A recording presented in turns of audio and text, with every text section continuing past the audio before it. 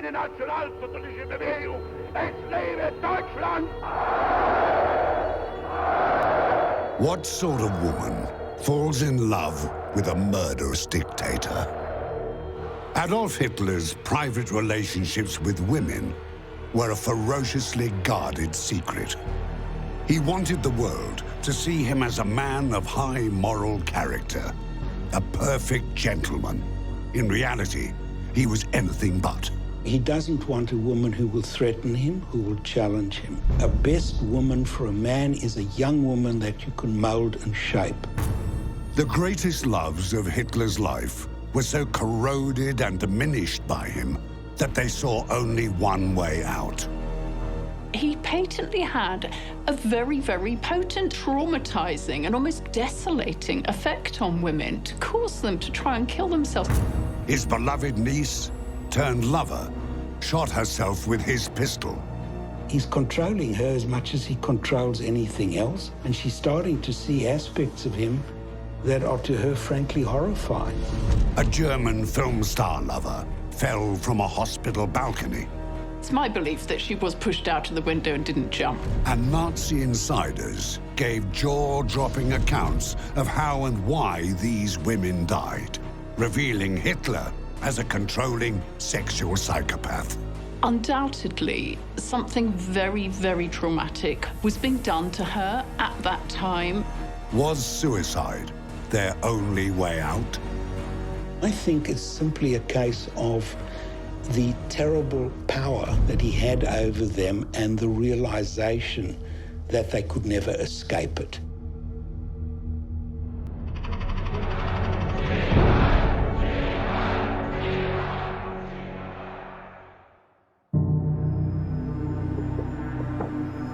In April 1889, inside a tiny apartment above a brewery in a small Austrian village,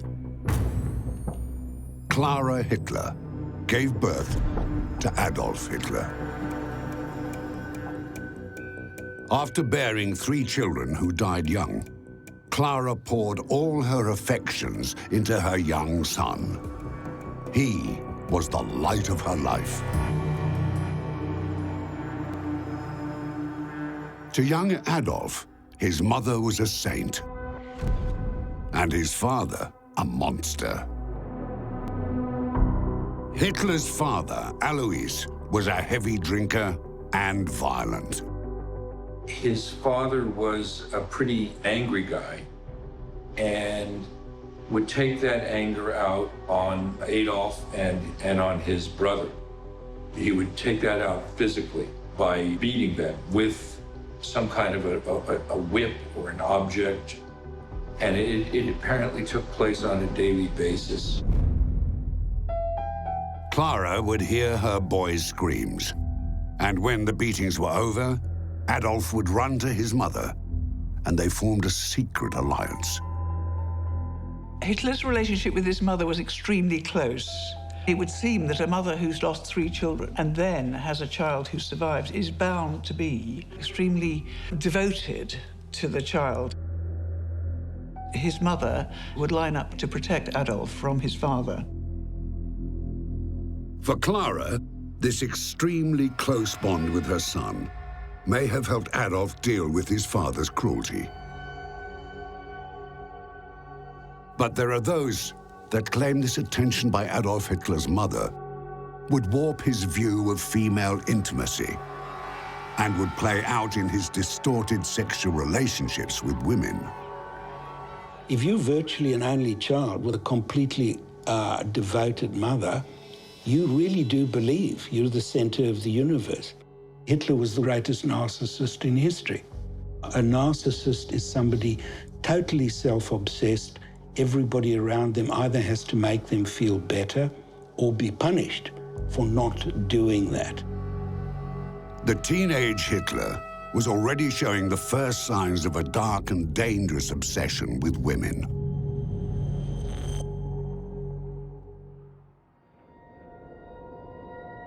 When he was 16 and living in Linz, Hitler was very taken with a well-to-do blonde music student, Stephanie Isaac. She was a little older than Hitler, tall, elegant, and Jewish. Hitler's childhood friend, August Kubitschek, claims he saw firsthand Hitler's infatuation. Stephanie would walk with her mother in the early evening. And every day Hitler would wait on the street corner to watch her pass by. Because they hadn't been formally introduced, Hitler could only look. He would never actually speak to her.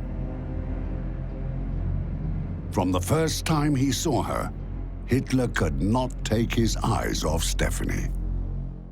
The relationship with the woman that he did follow around for 4 years, but as a very distant figure, and never daring to make any contact with her, fits in with a number of features. Firstly, at that stage, he was completely socially inept. He just didn't know how to deal with people at any stage. He was deeply fixated on the young woman, and according to Kubitschek, would become enraged at the male attention she attracted, particularly from young Austrian army officers. Hitler was a person of extremes, so he either loved totally or he hated totally. So you can see that this devotion from afar would drive him round following her, but never daring to break the spell by approaching her. When Stephanie didn't respond to Hitler's brooding, intense stares, his rage led him to hatch a deadly plan. He told his friend Kubitschek that he wanted to kidnap Stephanie and marry her. After thinking it through and realizing he couldn't support her, he instead plotted to jump off a bridge into the Danube with Stephanie in a horrifying murder-suicide pact. His threat, if this relationship doesn't come to pass, had a couple of elements. The first one is, of course, it was very operatic, and he was crazy about Wagner. But I really think it's possibly the first indication we have of his deep and pervasive obsession with death. And death comes as a part of every act that he plans. And this is an absolute recurring theme in his life, particularly the idea of, if things don't work out, I will kill myself. The world must come to me, otherwise I go. Although Hitler didn't go through with his evil plan, according to August Kubitschek, in the 4 years Hitler stalked Stephanie Isaac, they never spoke a single word.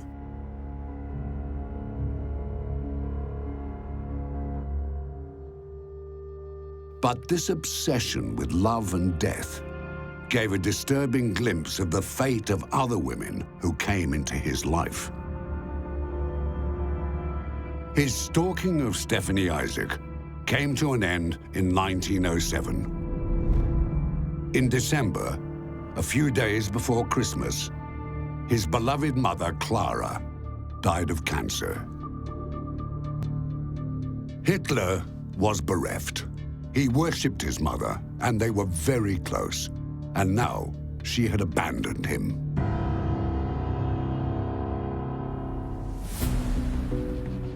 In 1908, he moved from Linz to Vienna and struggled to survive. At one point, living in a men's shelter. He had ambitions to become an artist, but was rejected from art school twice. He scraped by, selling postcards he'd painted of German landmarks. In 1915, having been rejected by the Austrian army on health grounds, he joined the German army to fight against the Western Allies. At war's end, Lance Corporal Adolf Hitler was devastated by Germany's loss. There's no question there's bitterness and there's anger. And he comes up with this idea of the stab in the back. That is, that Germany was not going to lose in the First World War. Germany was doing very well in the First World War, but for the fact that we were stabbed in the back by Jews, by socialists, by this undercurrent of people who do not have German interests at heart, even if they are German.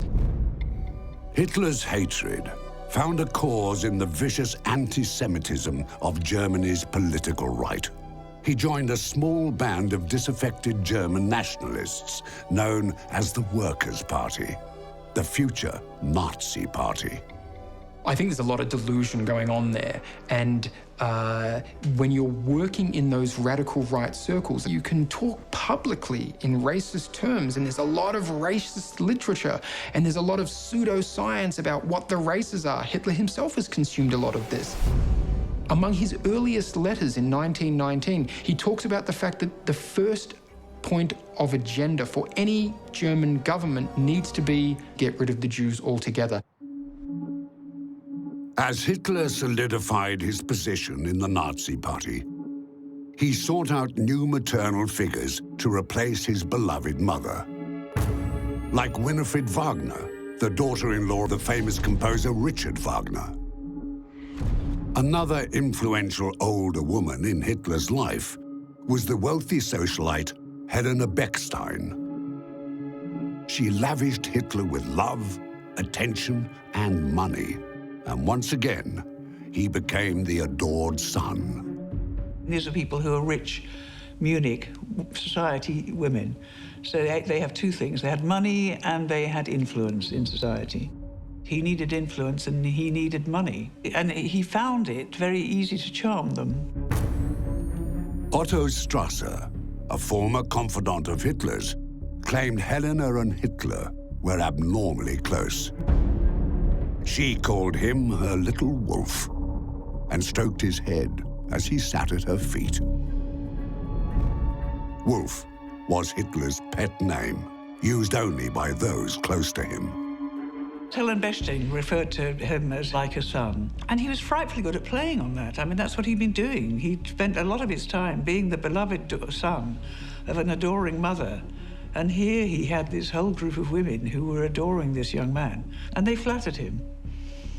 And it sort of worked on that level of people flattering a young man who was used to getting his way with his mother. We can see a pattern in his life as he was advancing towards his leadership. He developed strong relationships with older women like Beckstein and Wagner. And I think that fitted in with the underlying pathology of never being able to let go of his mother and needing maternal figures who weren't threatening but were cosseting and supporting him. But there may also have been a more primal agenda at work. Hitler's bodyguard, Brunner Gescher, later claimed Helena Beckstein's relationship with Wolf was more than maternal. In a 1974 interview, Gescher claimed that in return for their patronage, Hitler poured on the charm, thick like glue, and the rich ladies ate it all up. And that he may even have had sex with Helena occasionally to keep the cash flowing.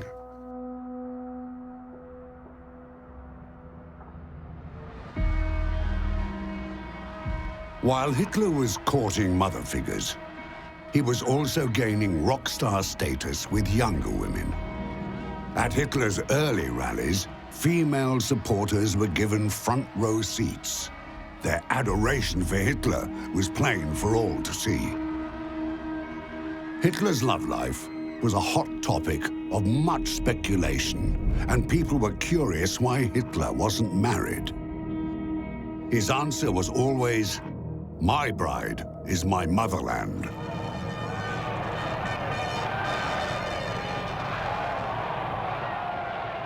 By 1923, Hitler was the undisputed leader of the Nazi Party, and its growing popularity gave Hitler confidence.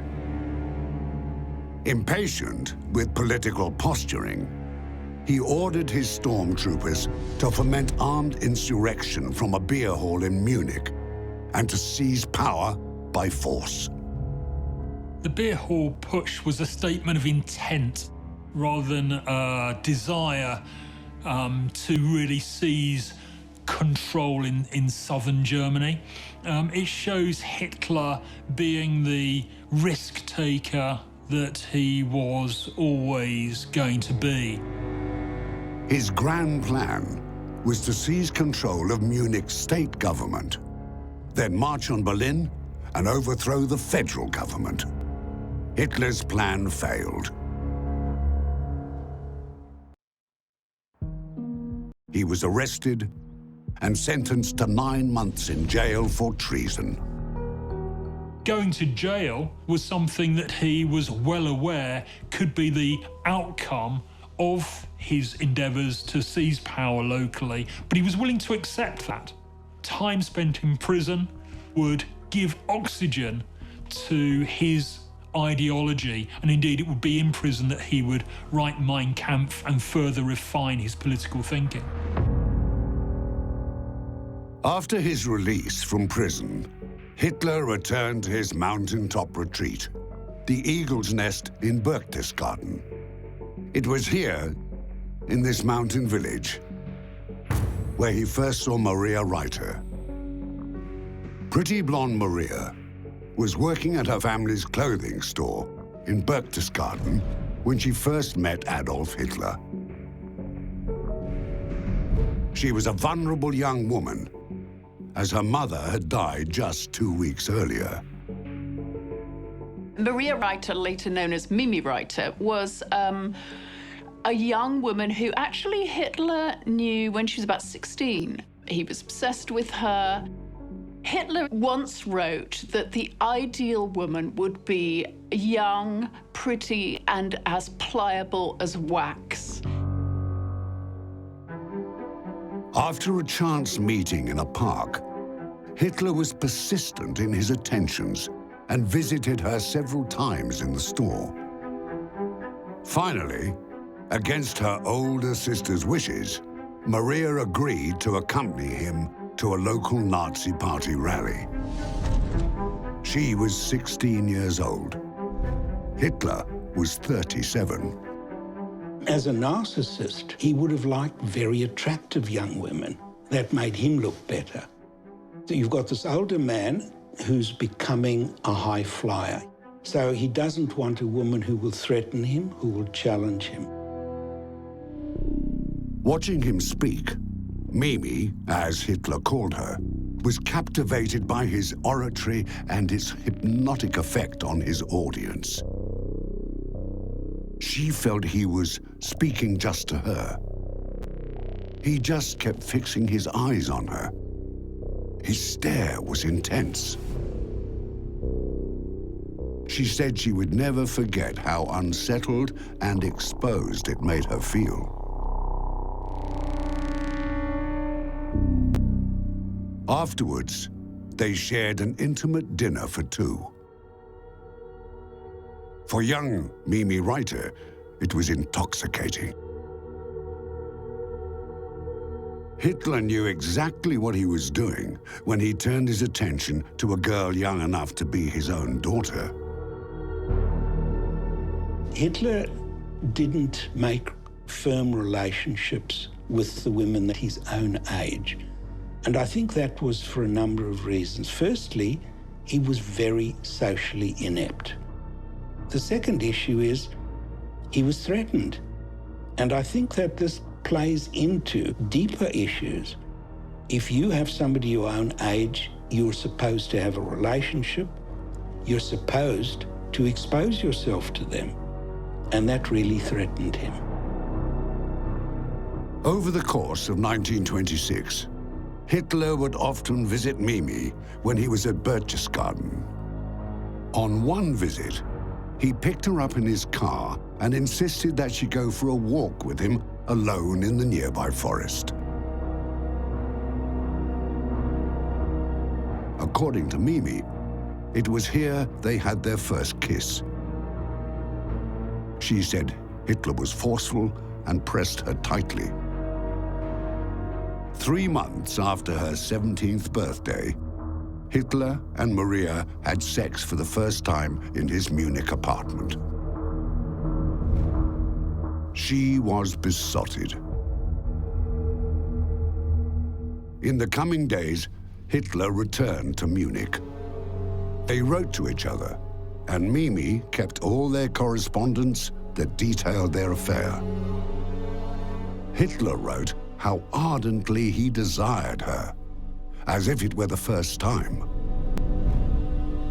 But the letters stopped coming. Once he had shaped her into his devoted slave, Hitler had quickly tired of her, and Maria was distraught. She couldn't bear the thought of life without him. She took a clothesline, tied it around her neck, and tried to hang herself. But her brother found her in time. Maria Reiter's suicide attempt had failed. He patently had a very, very potent, traumatizing and almost desolating effect on women to cause them to try and kill themselves. And nothing we know about Maria Reiter suggests that she had any kind of suicidal tendencies. I think he was fundamentally a destructive character. I think at his core there was an emptiness. He was not capable of loving. He was a man who needed to possess, and a man who cared little about other people. But one young woman, perhaps the only woman he really did care about, was his niece, Geli Raubal. Like Maria Reiter, Geli was just 16 when she came into contact with the rising political star. And like Maria, Geli would be at first flattered, then utterly consumed by the suffocating attentions of her uncle-turned-lover. Unlike Maria, for Geli, there would be no escape. She was under Hitler's guardianship and completely controlled by his all-seeing eye. As infatuation turned to obsession and ultimately to self-destruction. Most historians believe Geli was the only deep love affair of Hitler's life, and that when she died, aged just 23, something broke within him. Geli Raubal was, without any doubt, the most important woman in Hitler's life after his mother. She was his half-niece, daughter of his half-sister, and she came to Munich at the age of 17 to lodge with him. She was, we know, extrovert. She wanted to be on stage. She wanted to be an opera singer, so she was the kind of person that loved to perform. She was in her element amongst young men. She wanted a proper boyfriend. She was fun. If you look at the photos of her, you know, she's got laughter spilling out of her. She must have thought, I'm going to the big city and life is going to be a ball. But once Geli moved in, Hitler became obsessed with her. A former close friend of Hitler's, Ernst Hanfstaengl, claimed she cast a spell over Hitler. He called her an empty-headed little slut with no brains or character, saying she never gave any impression of reciprocating Hitler's twisted tenderness. What came into my mind was what's called the Lolita syndrome, and you only have to look at the fictional character. Lolita was flirtatious, she was seductive, she was not promiscuous, but she certainly had an awareness of her sexuality. Now, we know Geli was promiscuous, and she was not exactly a deep thinker. She just was a fun girl. So she slides into this relationship. Her Uncle Wolf, who's a big man in Germany, going places, it's very impressive. Uncle Wolf and 17-year-old Geli rode horses through the mountains, visited cafes and cinemas. Wherever he went, she was always at his side. As a family member, it was the perfect cover for a more intimate relationship. In 1929, Hitler purchased a 9-bedroom luxury apartment in Munich. He moved Gelly into a separate bedroom adjoining his. To begin with, presumably, Gelly saw Hitler as a benevolent patriarch of the family who was going to look after her and maybe enable her. But as she must rapidly have realized, it was not going to be that kind of relationship. It was going to be intensely controlling, and the rows about where she went, who she saw, were not what she dreamed of. Hitler wanted to control Gelly and was crazy with jealousy when she went out with other men. As their relationship developed, it seems there were echoes of his obsession with Stephanie all those years earlier. He wanted Gelly all to himself and kept a very close eye on her. We know that he became infatuated with her. She was much younger than him, significantly younger than him, and she wanted to go out, and she started an affair with his chauffeur, who was her boyfriend, and Hitler was outraged at this, furious, and bawled her out with terrible argument. And then slowly, it starts sinking in. He's controlling her as much as he controls anything else. This is totally what she didn't want, and she's starting to see aspects of him that are to her frankly horrifying. The most disturbing account of Hitler's relationship with Gelly came from his own inner circle. Gelly confided in Otto Strasser, a one-time Nazi insider who had been close to Hitler. Years later, under oath, Strasser was interrogated by the US Office of Strategic Services, where he revealed intimate details of Hitler and Gelly's sexual relationship. Strasser said Gelly revealed in a tearful conversation that Hitler loved her, but she couldn't stand it anymore. She was repulsed by what he wanted her to do.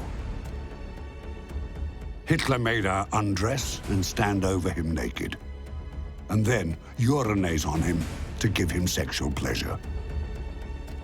She said everything about Hitler's demands was extremely disgusting to her. Haben Sie auf allen Gebieten jammervoll versagt. Wirtschaftlich. If Uncle Alfie, as Gelly called him, was debasing his young niece in such a way, then this had the potential to destroy Hitler's relentless rise to power. On the 19th of September, 1931, Gelly Raubal was found dead in her bedroom in Hitler's apartment. A lethal bullet lodged in her chest, and Hitler's pistol by her side. Hitler and Gelly had been in a relationship for 6 years. Why did Hitler's 23-year-old niece die? Undoubtedly, something very, very traumatic was being done to her at that time, and the enormous conflict that she must have felt between responding to Hitler as a dutiful niece and what he was asking her to do led her to this incredibly dark place. If you took Gelly as she was before Hitler, you'd say, this is not a person who commits suicide. She's a superficial, good time, fun girl. She bounces around without any problem. And I think that tells you how desperate a state she'd got into then. The realization at some level, he will not let me get away. She was obviously at the vortex of terrible and conflicting emotions that made her feel there was no way out. In the following days, questions and rumors swirled around the scandalous death over Hitler's niece. Newspapers reported that the day before Gelly's death, she had argued with her uncle. Gellie wanted to go to Vienna, where she intended to become engaged. A furious Hitler stormed out of his apartment. Journalists wrote that Gellie's body was only meters from Hitler's bedroom. Her nose bone was shattered, and there was evidence of other serious injuries. Speculation was rife that Hitler may have murdered his niece. He claimed it was all lies and attempted to refute all the claims. It seems astonishing that he felt he needed to go to those lengths to try and stop the rumors flying around. It begs the question, did Hitler have something to hide? Certainly, investigative journalist Fritz Gerlich thought so. He believed Hitler murdered Gellie and continued to pursue the story. In March 1933, just as Gerlich was about to publish an exposé, he was beaten up, his manuscripts destroyed, and he was arrested. Gerlich was executed at Dachau concentration camp in July 1934. The scandal that had the potential to ruin Hitler was no more. But to those closest to the seat of Nazi power, Gellie's death had exposed Hitler's disturbed sexual psyche. I think it's simply a case of the terrible power that he had over them and the realization that they could never escape it. And that's typified by the story of Gellie. She started complaining to everybody. He won't let me do this, he won't let me do that, and I think she just saw no way out.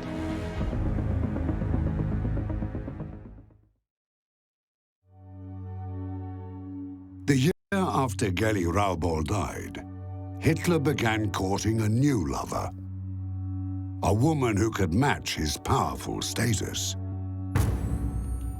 26-year-old Renate Müller was a much-admired actress and singer, one of the most famous of her day. The Nazi Party saw her as the embodiment of Aryan ideals, and Goebbels was keen for her to appear in his propaganda films.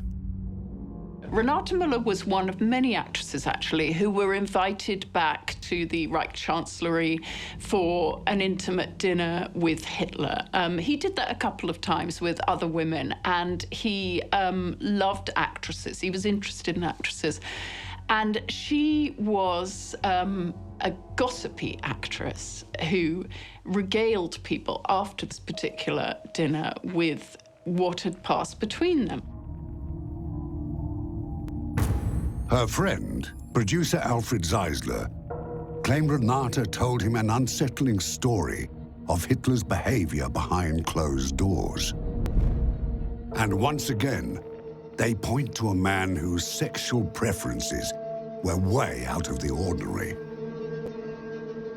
Müller related to Zeisler how on one particular night in Hitler's room, he demanded they both undress and lie on the floor. Hitler then begged Müller to kick him, which she refused. But he was so persistent that she eventually agreed. She kicked and beat him, verbally abusing him while he declared himself her slave. Hitler then masturbated. Müller told Zeisler that once this violent encounter with Hitler was over, they put on their clothes, sat down and chatted. At the end of the evening, Hitler stood up, kissed her hand, and thanked Müller for a pleasant evening, as though nothing out of the ordinary had taken place. The rumors about Hitler engaging in extreme sadomasochistic practices fits perfectly in with his personality. He internalized everything that he didn't like, that the losses in his life, and he sadistically projected his rage out on everybody. And it's quite feasible that somebody like that would have these kind of sexual practices. She might just have been a chatty actress who liked to kind of play up the excitements of an evening with Hitler. Or she might have been telling the truth about these very unusual perversions that she suggested took place.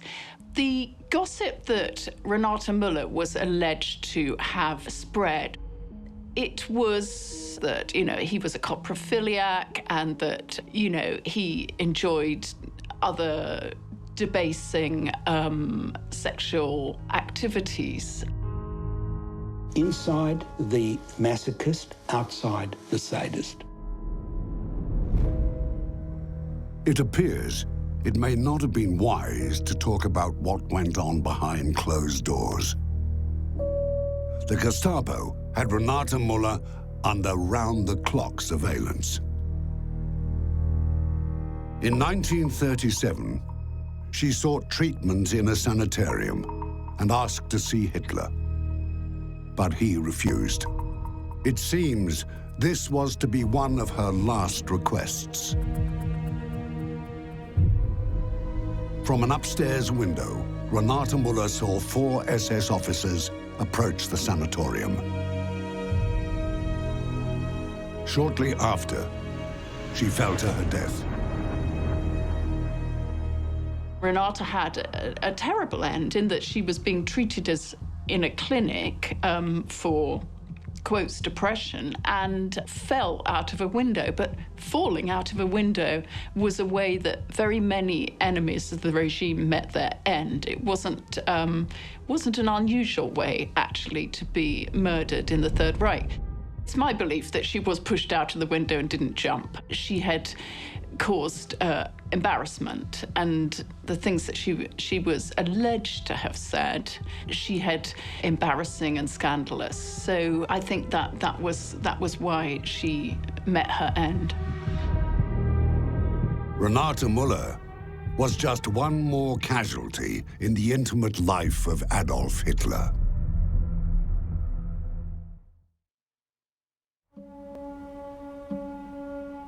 Of all the tragic stories of the women in Hitler's life, the most enduring was that of Eva Braun. Hitler first met Eva in October 1929, when Geli Raubal was living in his Munich apartment. Despite his relationship with Geli, Hitler became obsessed with another much younger woman.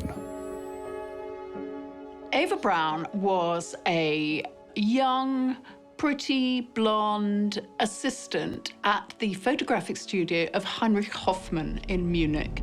And she was up a ladder at the back of his shop one day when Hitler came in. And he walked in and he saw this pair of legs, which belonged to a 17-year-old girl, and he asked her to the opera.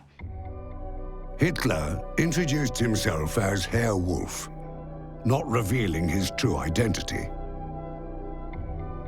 Like Renate Müller, Eva initially rejected Hitler. At their first meeting, she wasn't at all interested in the old man paying her compliments and devouring her with his eyes. She refused the offer of a lift in his Mercedes, worried what her father's reaction would be. But Hitler persisted. And Eva, like those before her, fell for Adolf Hitler, and fell hard.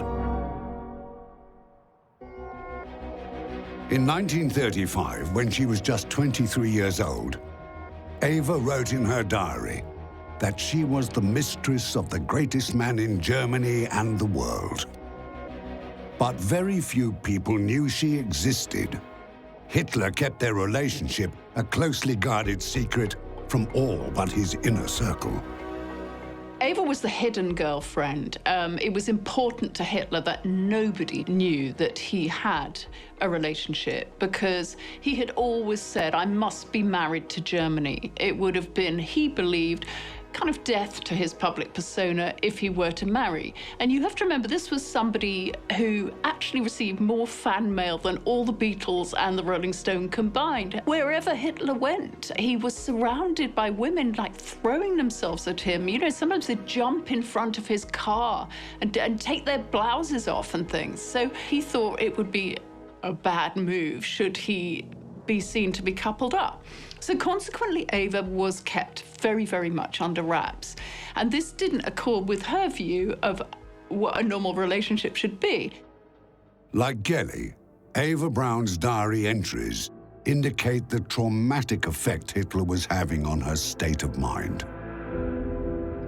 She wrote she was miserable and wished she'd never set eyes on him. A couple of times, apparently, she was with other people in the inner circle, and he would walk up to her, give her an envelope of money, and then walk by without saying a word. And that happened more than once, and she cringed with humiliation at this. Very early on in their relationship, she would write that Hitler would take her out to dinner, and he wouldn't talk to her all evening. And then at the end of the evening, he would slip her an envelope of money. And she went away feeling dirty, like a prostitute. And she hated the way that he made her feel. One shocking entry in her diary indicated how fragile was Ava's state of mind. She planned to take 35 pills, which she was sure would be enough to kill her. Eva had attempted suicide twice in the early years. And in a sense, he was then trapped. Because after Gelly, if he had a partner who killed themselves again, his public image would be shot. She first attempted suicide very early on in their relationship. She shot herself with a pistol, not very well, and it was a kind of cry for help. She tried to commit suicide again, this time with Veronal, the sleeping pills. Her suicide attempts did actually win her a bit of reprieve in that they took her closer to Hitler because of the potential scandal. But I think she must have realized as time went on that this happy idea that they were one day going to live together and be a family was never going to pan out. Like Gelly and Mimi before her, a young woman's relationship with Hitler led her to take desperate and tragic measures. There has been much speculation about Ava and Hitler's sexual relationship, and it seems that things weren't satisfactory in that department either. According to Hitler's physician, Dr. Theodor Morell, Braun became so sexually frustrated she asked him to give Hitler hormone injections to increase his libido. Albert Speer was very fond of Ava, and one evening he came across her in tears and asked what was wrong. And she said, well, Hitler has told me to go and find someone else because he said that he can no longer fulfill me, which Speer interpreted as that he was no longer able to fulfill her sexually. In April 1945, Ava Braun moved into the Führer bunker under the Reichschancellery to be with Hitler. As the end neared, he told everyone they should leave, including Ava. When the news came through that they had to surrender, Hitler said to the women around him, "You must leave, you must go," at which point Ava went up to him. She said, "You know I'm not going to leave you. Why do you ask me?" And at this point, Hitler went across to her and did something that nobody had ever seen before, and he kissed her on the mouth. In the dying days of the war, Ava Braun finally achieved her life's ambition: to become the wife of Germany's Führer. In the underground bunker, Adolf Hitler and Ava Braun married.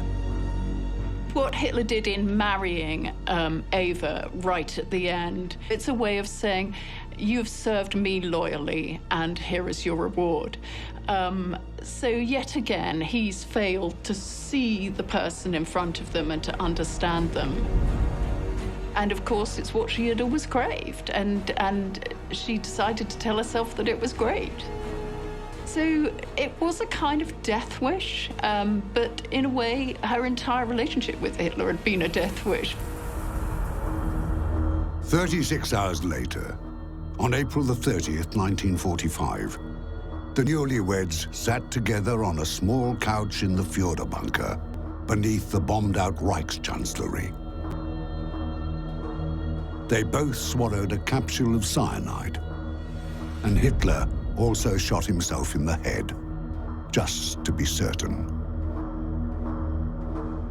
Eva Braun became the last of Adolf Hitler's women to die.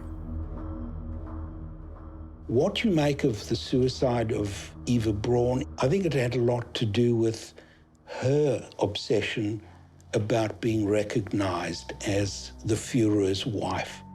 Remember, he said he was married to Germany and he could never have a wife.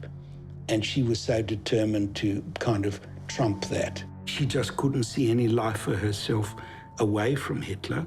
So what else do? You join him in the bunker, you have a marriage for one day, and you kill yourself. It's hard to say what part Hitler's romantic attentions and sexual perversions played in compelling these young women to take their own lives. But we can say that Hitler's narcissistic, controlling personality almost certainly played a significant part. I think that any woman coming into the picture would start to pick up the sheer horror of what he represents. And I think that's what pushes them along that line. I mean, Hitler was not a guy that you could write a Dear John letter to and go on with your life. They simply could not escape. Every relationship with Hitler was characterized by despair leading to attempted suicide. I would say that almost all the relationships that Hitler had with women were abusive and coercive ones. He had a very kind of potent, depressing effect on people. When this big, powerful, destructive figure enters their universe and takes it over, there isn't any way out.